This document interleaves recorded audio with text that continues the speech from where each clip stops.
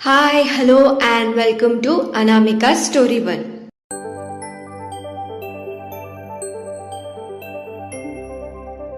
आज हम सुनने जा रहे हैं एक प्यारी सी प्रेम कहानी जिसका नाम है अधूरे हम। चैप्टर 28। बिना देर किए हम कहानी में आगे बढ़ते हैं। सिया जो अपने घर में बैठे आन्या और भव्या से बातें करते हुए काम कर रही थी, वो बोली, आज सच में बहुत मजा आया। आरोही ना सच में बहुत अच्छी है। आन्या बोली, हाँ यार, हमें नहीं लगा कि वो इतनी अच्छी है। भव्या बोली, हाँ दी, लगता है जीजाजी के दोस्त भी जीजाजी की तरह ही बहुत अच्छे हैं। तभी घर का बेल बजा। सिया उठी और भव्या और आन्या से बातें करते हुए आगे बढ़ी। वो बोली, ये क्या भव्या, तुम भी आन्या की तरह जीजाजी जीजाजी कह रही हो। सिया ने दरवाजा खोला, लेकिन ये नहीं देखा कि कौन है, बल्कि वो अभी भी उन दोनों से बात कर रही थी। ये क्या भव्या, जीजाजी लगा रखा है, और वैसे भी वो कोई इतने अच्छे भी नहीं है।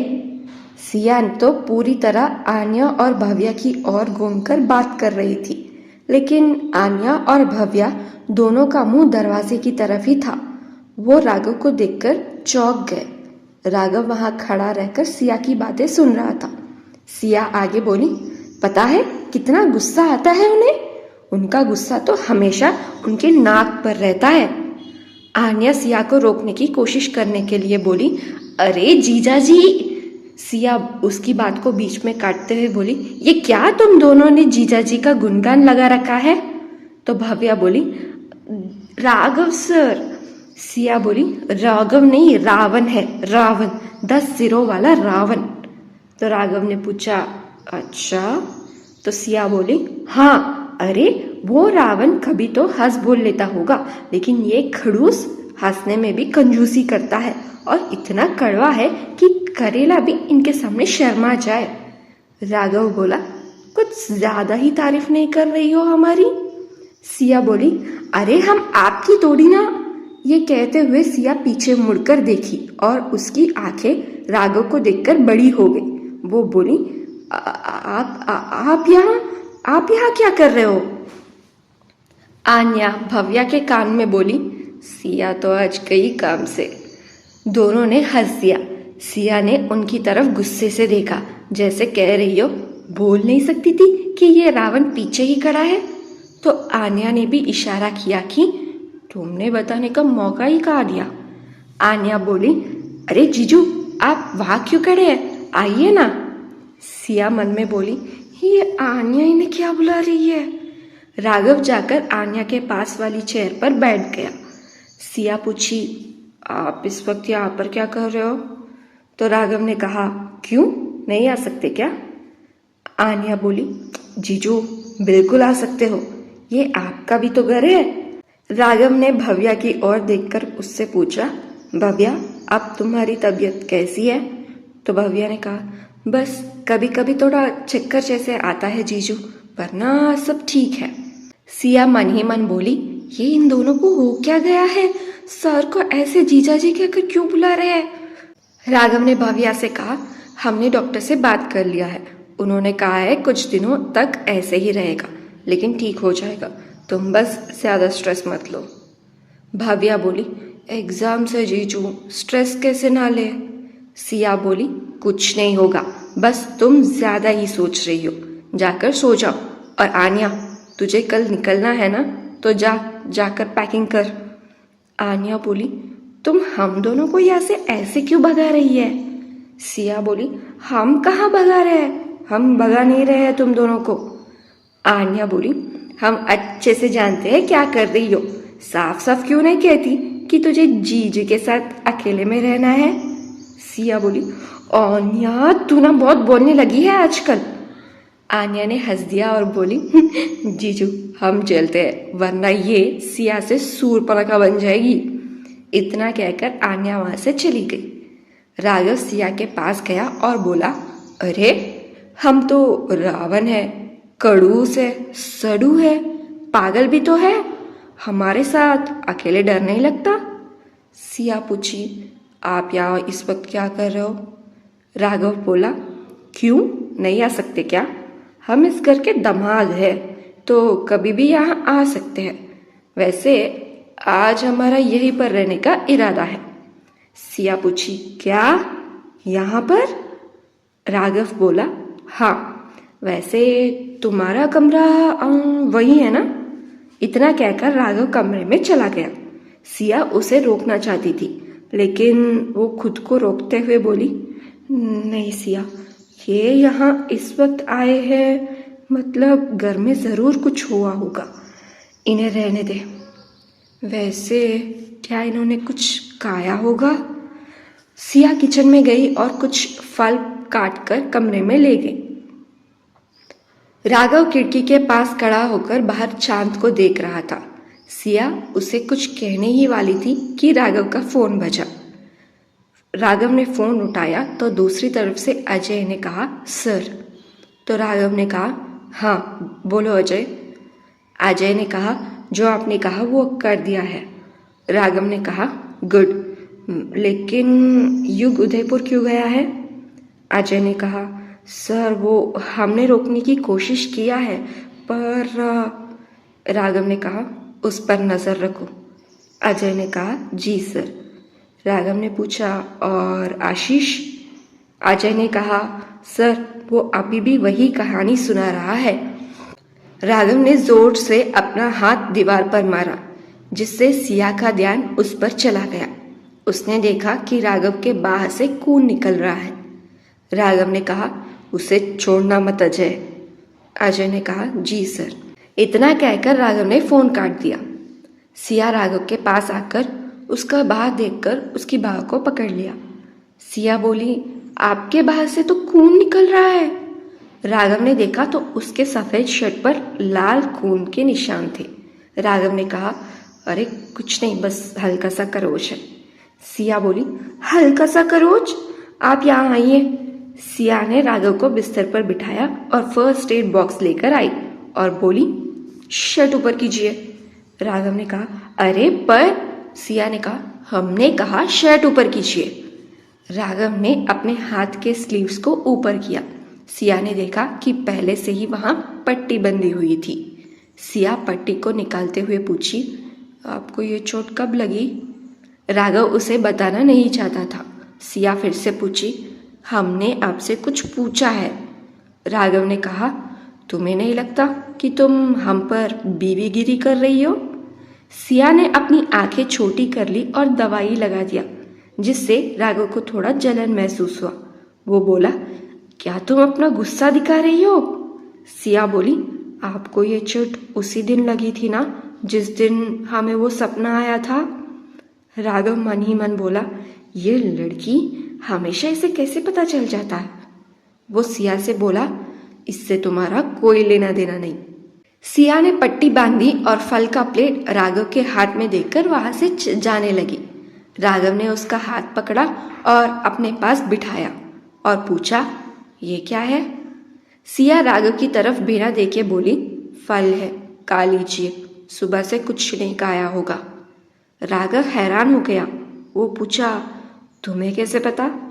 सिया ने फिर से राघव की तरफ ना देखकर बोली, शक्ल देखकर ही पता चल रहा है कि सुबह से कुछ खाया नहीं है और घर में जरूर कुछ हुआ है। राघव बोला, हाँ हुआ तो है। इतना कहकर वो फल खाने लगा। उसने प्लेट में रखे सारे फल खा लिए। सिया पूछी, आपके लिए कुछ और लाए? राघव ने कहा, नहीं। सिया बोली, ठीक है, आप यहाँ सो जाइए, हम दूसरे कमरे में सो जाते हैं। राघव पूछा, क्यों? सिया बोली, क्यों का क्या मतलब? हम यहाँ कैसे सो सकते हैं? राघव ने कहा, क्यों नहीं, हम दोनों की शादी हुई है, पति पत्नी है हम दोनों एक ही कमरे में क्यों नहीं रह सकते? सिया कुछ कहने ही वाली थी कि राघव ने उसका हाथ को खींचा और उसे बेड पर सुला दिया और खुद भी उसके पास सो गया। सिया का सिर राघव के बाएं हाथ पर था और राघव ने उसे कमर से पकड़ा हुआ था। सिया बोली, ये क्या कर रहे हैं आप, छोड़िए हमें। राघव ने कहा, चुपचाप सो जाओ, वरना इस बेड पर और भी बहुत कुछ हो सकता है। राघव की धमकी सुनकर सिया चुप हो गई। कुछ देर में राघव बहुत गहरी नींद में सो गया। सिया को नींद नहीं आ रहा था, आएगी भी कैसे। पहली बार वो एक आदमी के इतने करीब आई थी और ऊपर से राघव ने उसे इतने कसकर पकड़ा कि सिया का हिलना भी मुश्किल हो रहा था। सिया कुछ देर राघव को खोजती रही, उसके बाद वो भी गहरी नींद में सो गई। सुबह के 7 बजे राघव की नींद खुली। उसने देखा कि सिया उसे हग करके सोई हुई थी। राघव के चेहरे पर ये देखकर एक हल्की सी मुस्कुराहट आ गई। राघव ने खुद से कहा, आज पहली बार हम 3 घंटे से ज़्यादा सो पाए, सिर्फ तुम्हारी वजह से। राघव ने सिया के बालों को उसके चेहरे से हटाया और खुद से कहने लगा, हम सही थे, तुम ही हो, हमें तुम्हारी ही ज़रूरत थी। अब कुछ भी हो जाए, हम तुम्हें अपने आप से दूर नहीं जाने देंगे। राघव ने सिया को अपने और करीब लाया। सिया एक छोटी सी बच्ची की तरह राघव को और भी टाइट हग करके सो रही थी, जैसे कोई छोटी बच्ची अपने टेडी बेयर को पकड़ के सोती हो, बिल्कुल वैसे। राघव सिया को ही देख रहा था। उसका मासूम चेहरा, उसके रूही से भी सफ़ेद गाल, मुलायम होठ। उसने सिया के हाथ में चूड़ियों को देखा और सिया के मांग में सिंदूर को भी। उसे ये देखकर अच्छा लगा। कल जब वो अर्जुन से ये कह रहा था कि वो और सिया इस रिश्ते को निभाना चाहते हैं, तो वो सिया के बारे में श्योर नहीं था। उसे नहीं लगा कि सिया ये रिश्ता निभाना चाहेगी, लेकिन ये देखकर कि सिया उसके नाम का सिंदूर लगाती है, उसे अंदर से बहुत अच्छा लगा। उसने सिया के माथे को चूमा और उसे हग कर लिया। 8 बजे के करीब सिया की आंख खुली। उसने देखा कि वो राघव को हग करके सोई हुई है और राघव बस उसे ही देखे जा रहा था। राघव बोला, गुड मॉर्निंग। सिया पूछी, आप कब उठे? राघव बोला, 7 बजे। सिया पूछी, 7? उसने टाइम देखा तो अपने माथे पर हाथ रखकर बोली, 8 बज रहे हैं। हे भगवान, आपने हमें उठाया क्यों नहीं? राघव बोला, अब तुम कुंभकर्ण की तरह सो रही थी, तो इसमें हम क्या कर सकते? सिया बोली, आपने हमें कुंभकर्ण कहा? राघव बोला, क्यों, नाम सिर्फ तुम दे सकती हो क्या? सिया चिढ़कर बोली, हमें उठना है। राघव बोला, सिया चिढ़ते हुए बोली, क्या है? राघव बोला, हमने घर में हम दोनों की शादी के बारे में बता दिया है। ये सुनकर सिया राघव की तरफ देखने लगी तो राघव आगे बोला, दादाजी ने तुम्हें घर लेकर आने को कहा है। सिया ने कुछ देर सोचा। वो राघव के शर्ट के बटन को देखते हुए बोली, क्या हम दादाजी से मिलकर यहाँ वापस आ सकते हैं? वो आन्या भी आज अपने काम से कुछ दिनों के लिए बाहर जा रही है, तो भव्या यहाँ पर अकेली रहेगी। राघव ने हल्का सा मुस्कुरा दिया और बोला, हमें लगा तुम दादाजी से नहीं मिलना चाहोगी। वैसे जहाँ तक भव्या की बात है, उसे भी साथ लेकर चलते हैं। उसके एग्जाम्स भी है तो विवान उसकी मदद कर देगा, और जब आन्या वापस आ जाएगी, हम सिंगानिया हाउस के पास ही उनके लिए घर अरेंज कर देंगे। ये सब सुनकर पता नहीं क्यों सिया को बहुत खुशी हुई। उसे ऐसा लगा जैसे बिना बताए ही राघव ने उसके मन की बात को समझ लिया। सिया ने धीरे से पूछा, आपने कभी अपने फैमिली के बारे में नहीं बताया?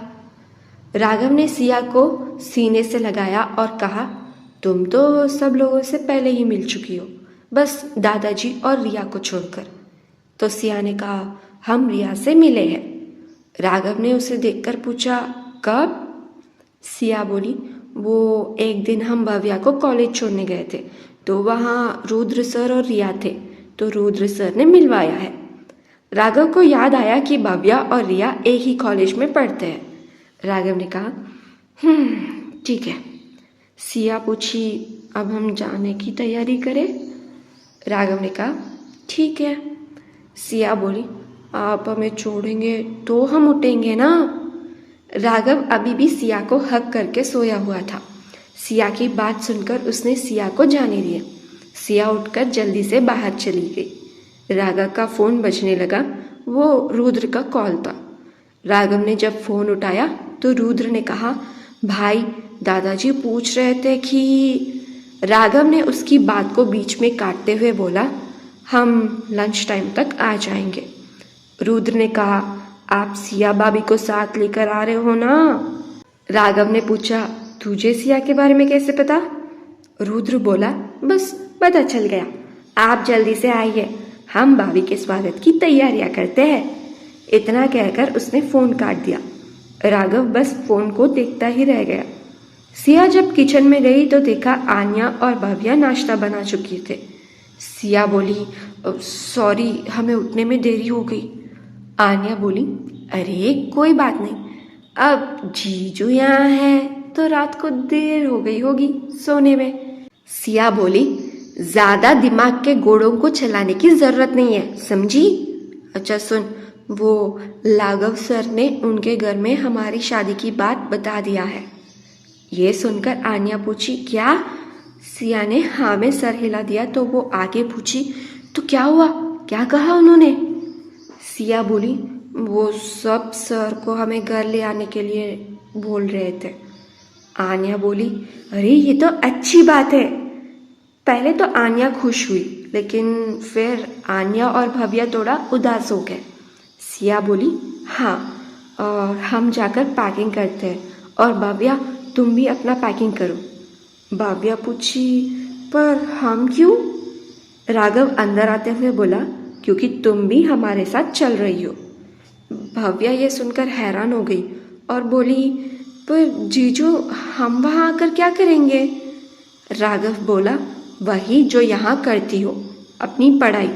अब जब तक आन्या वापस नहीं आ जाती तुम हमारे साथ ही रहोगी। भव्या थोड़ा भावुक हो गई और आन्या को भी राघव की ये बात बहुत अच्छी लगी। सिया को तो आज राघव पर बहुत गर्व महसूस हो रहा था। सिया बोली, हमें ना भूख लगी है, चलो नाश्ता करते हैं। सब लोग फ्रेश होकर नाश्ता करने बैठ गए। नाश्ता करने के बाद पैकिंग करने चले गए। राघव सिया के रूम में आया और बोला, ज़्यादा सामान लेने की ज़रूरत नहीं है, अभी के लिए 2 दिन का सामान ले लो, हमें देर हो रही है, बाकी का सामान बाद में ले लेना। सिया मुंह बनाकर बोली, ठीक है। सिया ने 2 साड़ी राघव के आगे रख दिया और पूछी, वैसे इन दोनों में से हम क्या पहने? राघव बोला, हमें ये सब नहीं पता, कुछ भी पहन लो। सिया बोली, इतने बड़े कंपनी के मालिक को एक साड़ी सिलेक्ट करना नहीं आ रहा है। राघव बोला, अच्छा तो ऐसी बात है, ठीक है। राघव ने साड़ी देखी और कहा, ये दोनों ही अच्छे नहीं है। सिया बेचारा सा मुंह बनाकर बोली, पर हमें ये लाल और पीली बांधने की साड़ी बहुत अच्छी लगी। राघव ने कहा, जब तुमने इसमें से एक को पसंद कर लिया है तो हमसे क्यों पूछ रही हो? सिया बोली, बस चेक कर रही थी आपका टेस्ट कैसा है। राघव ने अपनी आंखें छोटी की और उसे देखते हुए कहा, अब तुमसे शादी की है तो सोचो हमारी टेस्ट कितनी बुरी है। सिया ने भी उल्टा जवाब देते हुए कहा, अब पछताने का कोई फायदा नहीं, हमारी शादी हो चुकी है। तो मिस्टर राघवेंद्र सिंघानिया, आपको जिंदगी भर हमें देखकर ही अपनी जिंदगी गुजारनी होगी। इतना कहकर सिया इतराते हुए वहां से चली गई। सिया के बातों को सोचकर राघव को हंसी आ गई। वो अंदर से बहुत खुश भी था। कुछ देर बाद वो चारों घर के बाहर आए। सिया और भव्या का सामान कार में रखवा दिया गया। सिया और भव्या को बाय बोलकर आन्या राघव के पास आई। आन्या बोली, हमें अच्छा लगा कि आप इस रिश्ते को सच्चे मन से निभाना चाहते हैं, वरना जिस हालत में आप दोनों की शादी हुई है हमें लगा कि आप सिया से बस। राघव ने कहा, रिश्तों की अहमियत हम भी जानते हैं। आन्या बोली, ये बात आपने साबित कर दिया है, लेकिन हमारे मन में अभी भी एक प्रश्न है, पूछे? राघव पूछा, क्या? आन्या पूछी, आप माँ को कैसे जानते थे? राघव कुछ देर सोचकर बोला, ये बात हम वक्त आने पर सिया को पहले बताना चाहेंगे। आन्या ने हंस दिया और बोली, कोई बात नहीं, वैसे हम चलते हैं। राघव ने कहा, रुको, ये तुम्हारी प्लेन की टिकट है। आन्या पूछी, प्लेन? राघव ने हाँ में अपना सिर हिला दिया तो आन्या संकोच करते हुए बोली, पर ये सब। राघव ने कहा, आन्या, ये बात हम सिया से नहीं कह सकते हैं, पर माँ का एक्सीडेंट नहीं हुआ, वो किसी की साजिश थी। आन्या चौंक गई और पूछी, क्या?